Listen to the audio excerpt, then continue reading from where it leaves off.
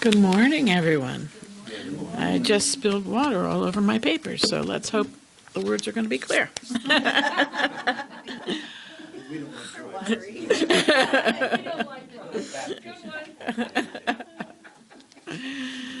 Well, how y'all doing? Good? It's an interesting time, I think, and it was playing on me as I was creating our message for today. We're standing here a couple days before what's supposed to be the most dynamic election in history. Probably not, but it's right now it is, right, in our history.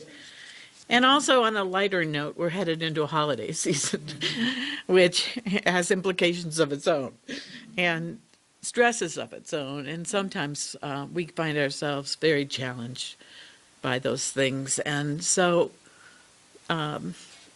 where this message comes out of is to prepare us and give us some tools and some solid ground and some roots. We talked about taproot the last time. We're going to focus on strengthening those roots as we move into whatever these next months bring. Pierre Teilhard de Chardin wrote, "Someday, after we have mastered the winds, the waves, the tides, and gravity, we shall harness for God the energies of love." Then, for the second time in history, in the history of the world, man will have discovered fire.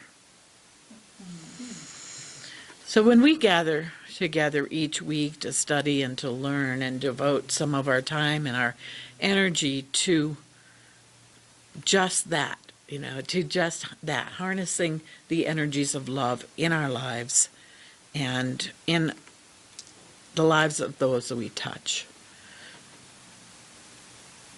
It's not always a clear path, and certainly not an easy one. But we are moved from that oneness, that force inside of us, to pursue it. We don't always know if we're making any progress. We don't even know if we're ever going to reach any goal, which I think is part of the mystery that we're a part of together. And so we move forward, compelled from within, from that light that we are, to pursue this, to open again and again to learning and finding a way. That's the essence of spiritual practice. It's not a one-time event. And if you would expect that if we prayed one time, we would accomplish everything in our lives that we want, just as we wouldn't expect that if we went to the gym one time, well, I mean, we want that, but then we're forever fit, right? It's a practice, and we're united in our effort to build the spiritual muscles in order to be a positive force.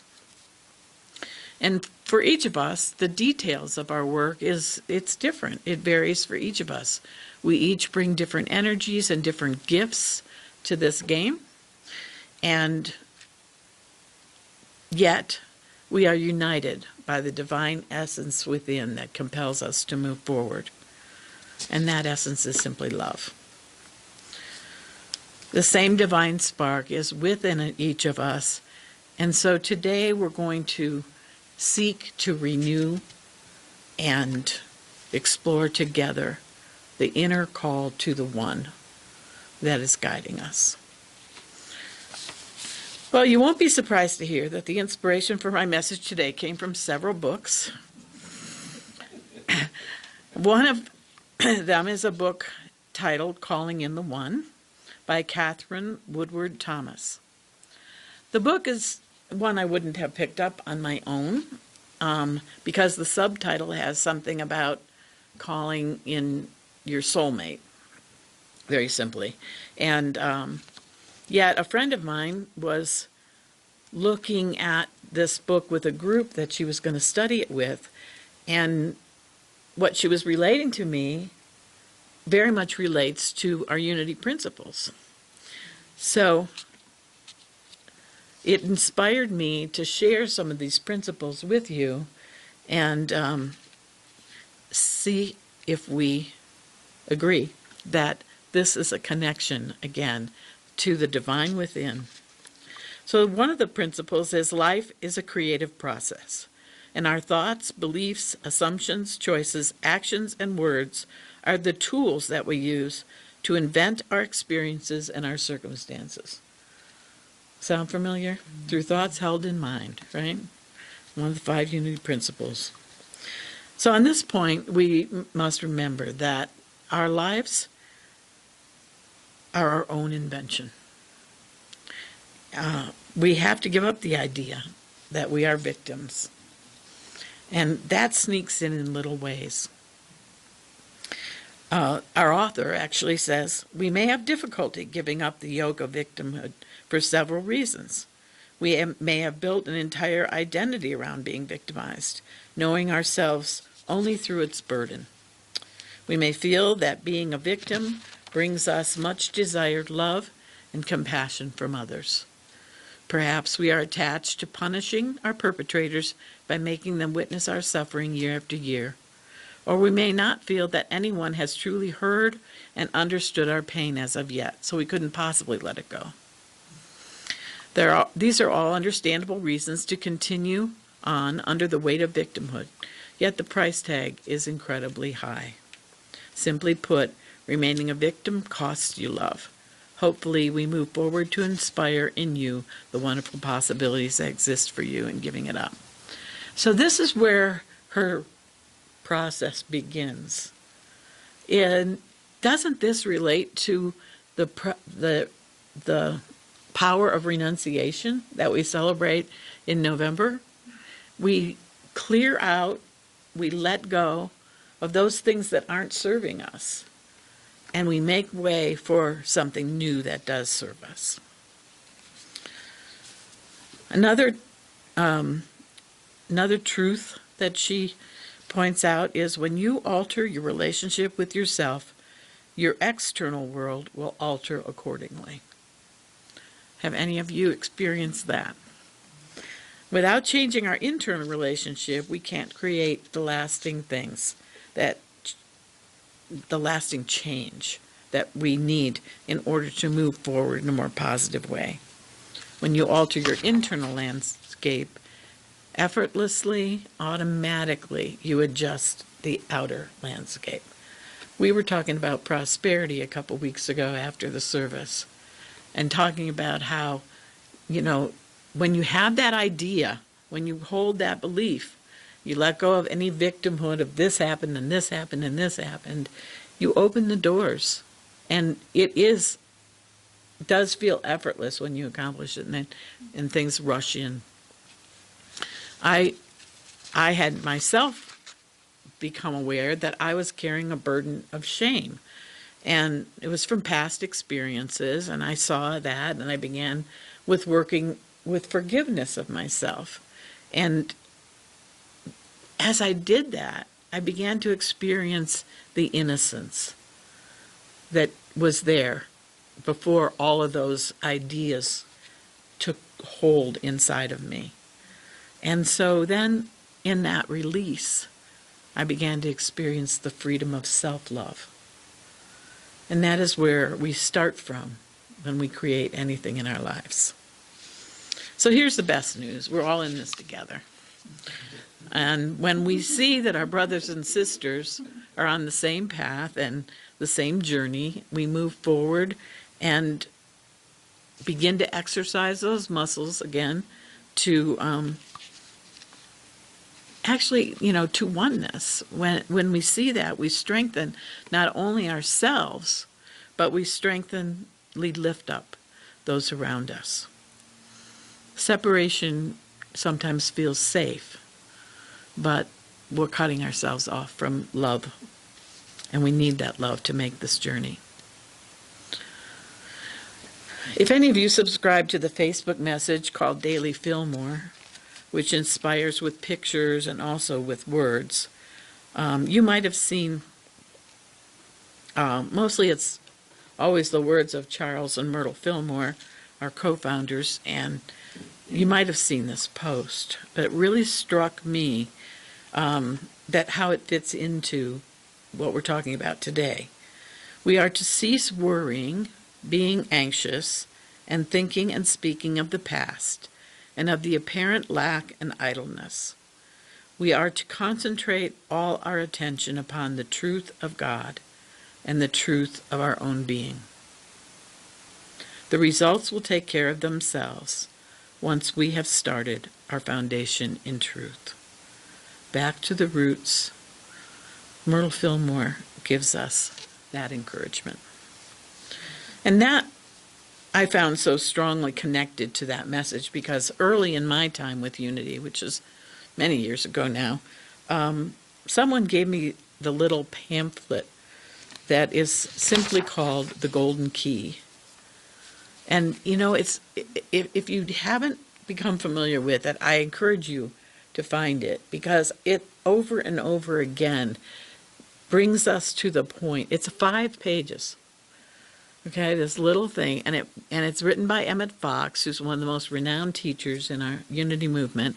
And he wrote this like in the 20s.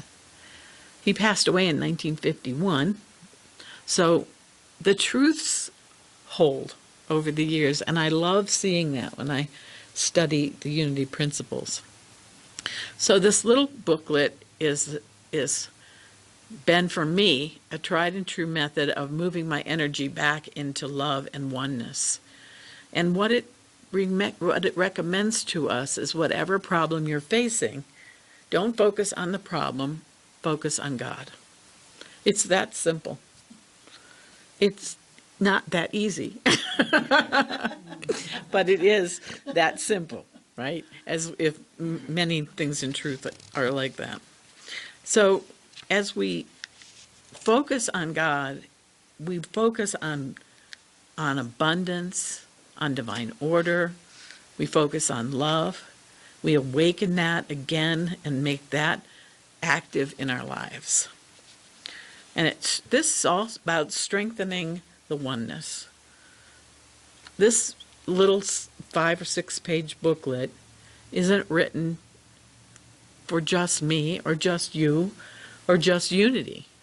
It's written, it's truth. You know, it's written for all.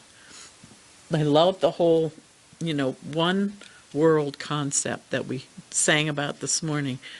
It's just completely the truth that we need to live even through these times that feel so divided. So also, along my way to creating this message, I was reminded of the work of Jill Bolte Taylor, and I think we've talked about her before. She wrote the book, My Stroke of Insight. She's a neuroanatomist, and she was drawn into the study of the brain because her brother is schizophrenic. And she wanted to learn, like, what does that mean? And so in the lab at Harvard, I believe, yes, Harvard, Department of Psychiatry, they were asking the question, what are the biological differences between the brains of individuals who would be diagnosed as normal control as compared to the brains of individuals diagnosed with schizophrenia, schizoaffective, or bipolar disorder? I'm not a scientist, but I think it's so interesting, once again, when we're talking about oneness, that this woman, who was a scientist, a very highly educated scientist, has this experience to relate to us. So she tells us first, brief, I don't know what science it is, introduction is, she talks about the 2 hemispheres of the brain. Okay? And she says they communicate with each other, but they function at 2 very different levels. She says our right human hemisphere is all about this present moment. It's all about right here, right now. Our right hemisphere thinks in pictures, and it learns kinesthetically through the movement of our bodies. Information in the form of energy streams in simultaneously through all of our sensory systems, and then it explodes into this enormous collage of what this present moment looks like, what this present moment smells like, and tastes like, and what it feels like, and what it sounds like. She says, I am an energy being connected to the energy all around me through the consciousness of my right hemisphere. We are energy beings connected to one another through the consciousness of our right hemispheres as one human family. And right here, right now, we are brothers and sisters on this planet, here to make the world a better place. And in this moment, we are perfect, we are whole, and we are beautiful. And then she goes on to the left hemisphere. She says, our left hemisphere is very different. Our left hemisphere thinks linearly and methodically. Our left hemisphere is all about the past, and it's all about the future. Our left hemisphere is designed to take that enormous collage of the present moment and start picking out details and more details and more details about those details. It then categorizes and organizes all that information, associates it with everything in the past we've ever learned, and the projects in the future of all our possibilities. And our left hemisphere thinks in language. It's the ongoing brain chatter that connects me to my internal world, to my external world. It's that little voice that says to me, hey, you've got to remember to pick up bananas on the way home. You're going to need them for the morning. Very practical side of us. It says to me, I am a single, solid individual, separate from the energy flow around me and separate from you. So she was working in research when one morning she woke up with a terrible headache. It was behind her left eye. Unaccustomed to the pain, she decided to get on her cardio glider and exercise to see if she could work the pain away. She noticed as she looked down at her body, she was witnessing herself as being outside of herself, outside of her body. As her morning continued, she tells how she could no longer recognize herself as an individual being. She was totally disconnected to her brain chatter, and all her stressors that connected her to the outside world were gone. She was in a state of euphoria, connected to all. She says, can you imagine being free of 37 years of emotional baggage? Oh, that sounds good, doesn't it? She eventually realized that she was having a stroke and was observing her own brain going through the process. Her left brain was offline. That part that separates, that part that analyzes, was offline. And she says that she was totally in her right brain experiencing nirvana. The whole story is on a TED Talk, which I would encourage you. You won't be sorry if you spend the time looking at it, because I have to summarize things, but she really tells a great story. So how this relates to our discussion this morning of calling in the one is that after going through that experience, Jill Bolte Taylor realized that when her left brain was offline, she was in a place of bliss. And she further realized that if she was still alive and could experience that nirvana, that place of bliss, then everyone could. She continued her recovery, which took 7 years, and this was her stroke of insight. We are the life force power of the universe, with manual dexterity and 2 cognitive minds. And we have the power to choose, moment by moment, who and how we want to be in the world.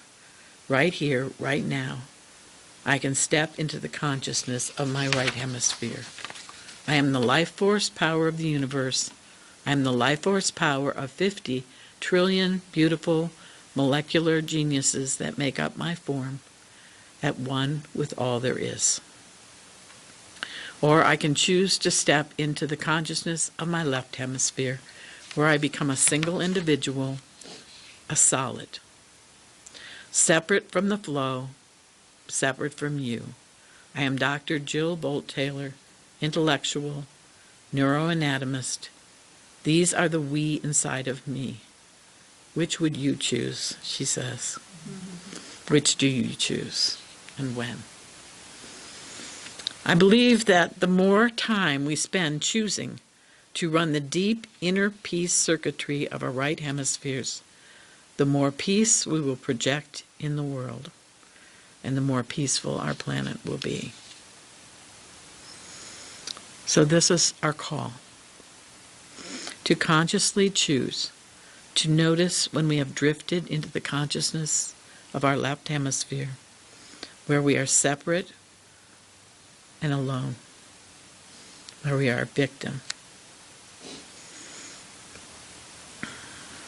and to switch our thought into the consciousness of oneness, the consciousness of our right hemisphere that connects us to the whole. And that says, as Jill Bolte Taylor reminds us right here, right now, we are brothers and sisters on this planet, here to make the world a better place. And in this moment, we are perfect, we are whole, and we are beautiful. Which do you choose?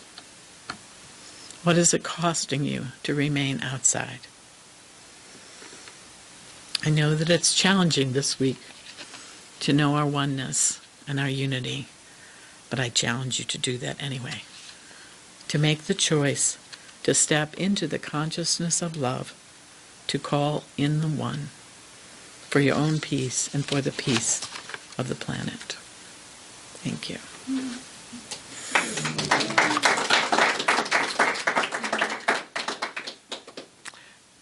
So since we had such a information-heavy message this morning, I have something that came to me just last night, I guess, that I'd like us to become very centered and just listen to this little story.